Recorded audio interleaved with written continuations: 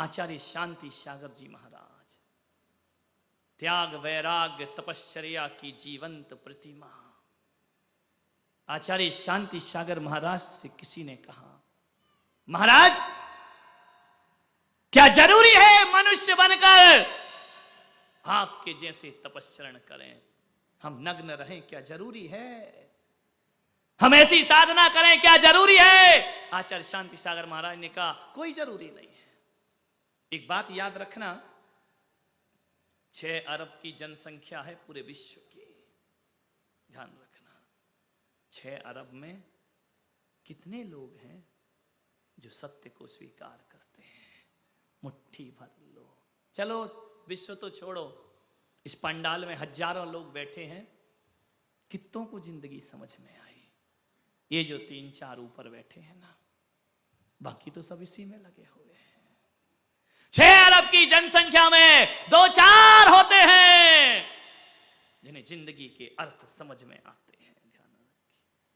मान्यवर आचार्य शांति सागर महाराज, उन्होंने कहा, मन चले आदमी, तू कहना क्या चाहता है?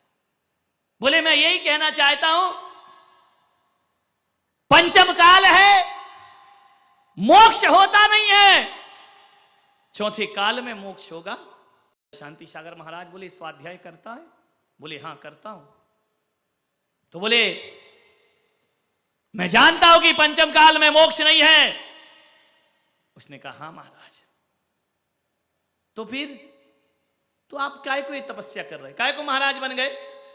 खाओ पियो, आत्मा का ध्यान करो, मोक्ष चले जाओ। शांति सागर महाराज ने कहा, नहीं। बोले, जब मोक्ष है ही नहीं, अरे जब चौथा काल आएगा तब मुनि बन जाना, मोक्ष चले जाना। पंचम काल में तो मुनि होते ही नहीं है। आचार्य शांति सागर महाराज ने कहा, बिल्कुल ठीक कहा। इधर आओ। बिहार में थे महाराज, वो देखो दूर एक पेड़ लगा है। हाँ महाराज लगा है। काय का पेड़ है? बोले, आम का पेड़ है। तो महाराज बोले, जाओ 2-4 आम ले आओ उसमें से। आम ले आओ।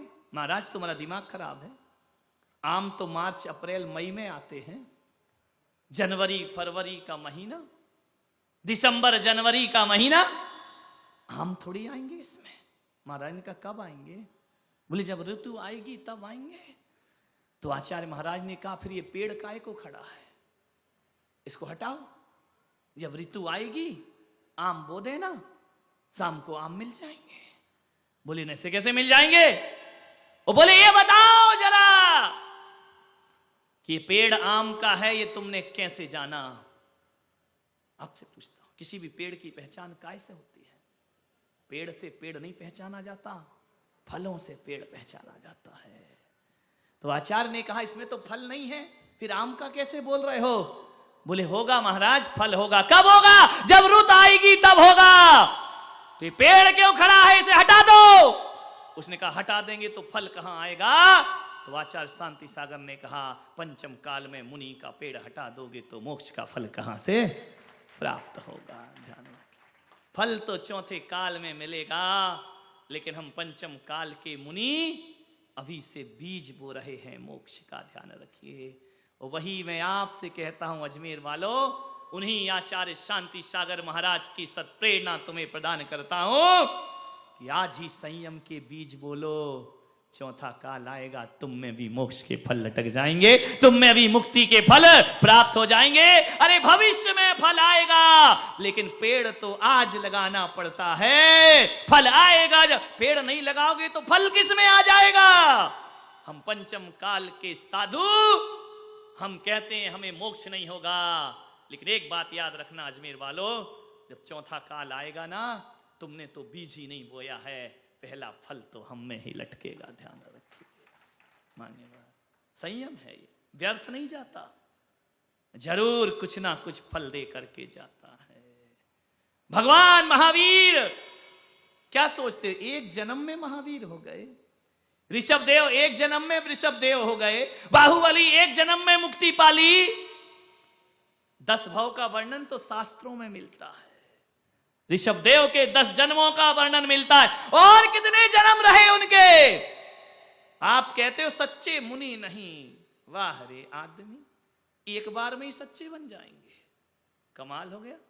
यदि एक बार में ही सच्चे हो गए थे तो ऋषभ देव को 10 जन्म लेने की जरूरत क्यों पड़ी थी? मेरा प्रश्न है आपसे। महावीर को 10 जन्म की जरूरत क्यों पड़ी थी? वो तो पहली बार में सच्चे बन गए थे।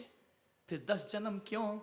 10 जन्म बता रहे हैं कि 9 जन्म में असफल मुनि रहे, 10वें जन्म में सफलता की प्राप्ति हुआ करती है। ध्यान रखना। और 10 भाव तो शास्त्रों में है। कभी मिले सीमंदर स्वामी तो पूछना कि ऋषभ देव की शुरुआत कितने जन्मों पहले हुई थी। इसका मतलब यदि 1000 जन्म भी उनको लगा तो 1000 जन्म परफेक्ट मुनि तो नहीं थे, ये मान के चलना पड़ेगा।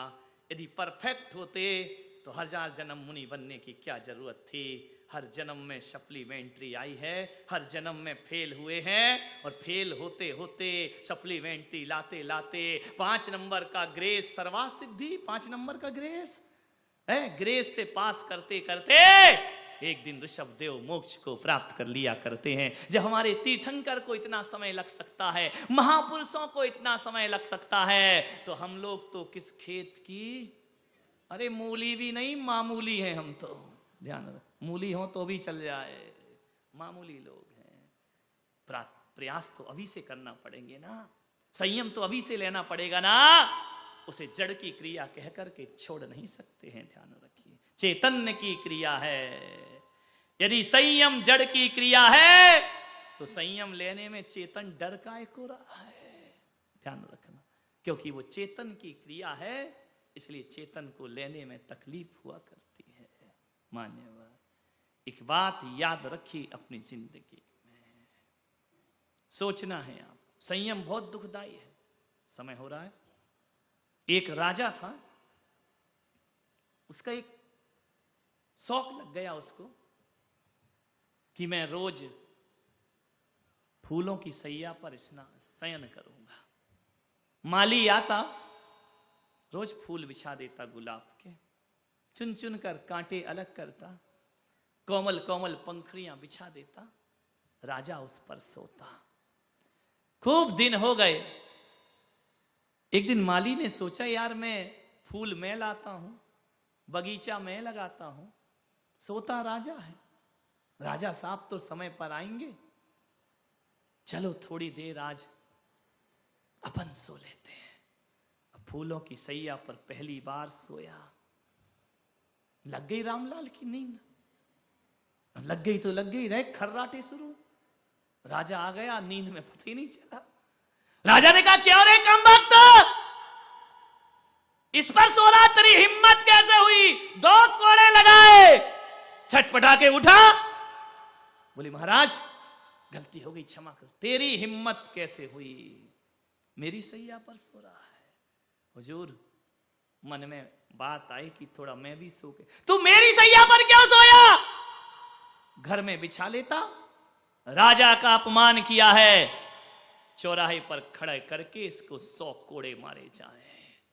राजा था, चौराहे पे खड़ा किया गया, हंटर पर हंटर मारे जा रहे। एक कोड़ा पड़ा, बड़ी जोर से हंसा, दूसरा पड़ा और हंसा, तीसरा पड़ा और हंसा। मारने वाला थक गया, लेकिन ये माली हंसते रहा, जोर जोर से, रोया नहीं, आंसू नहीं लाया। राजा ने कहा, क्यों रे ढीठ, इतनी मार खा रहा है और हंस रहा है? उसने कहा, महाराज मुझे हंसी आ रही है बहुत ज्यादा। बोले, क्यों? बोले, मुझे तुम पर हंसी आ रही है। बोले, मुझ पे क्यों हंसी आ रही है? बोले, राजा मैं तो आधे घंटे सोया तो मुझे 100 कोड़े पड़े, तुम जिंदगी भर से सो रहे हो, तुम्हें नरकों में कितने कोड़े पड़ेंगे? ध्यान रखिए। आधे घंटे की जब ये सजा मिलती है, जिसने जीवन विषय भोग में लगा दिया हो, उसे क्या सजा मिलेगी जिंदगी में? ध्यान रखिए, सोचना है, आप शिक्षा लेना है। मान्यवर, ये मैं नहीं कहूंगा कि जितना बने उतना संयम लो, जितना बने उससे ज्यादा लेने का प्रयास करिए। नहीं तो जितना बने में संतुष्टि कर ली, मंजिलें छूट जाएंगी हमारे हाथ से। आगे बढ़िए, संयम से पीछे मत हटिए, एक कदम और आगे बढ़ाओ, एक कदम और आगे बढ़ाओ। वाणी का संयम, मन का संयम, देह का संयम ध्यान रखिए, उसमें आपका जीवन मंगलमय हो। आप सबने सुना, अनुग्रहित हूं।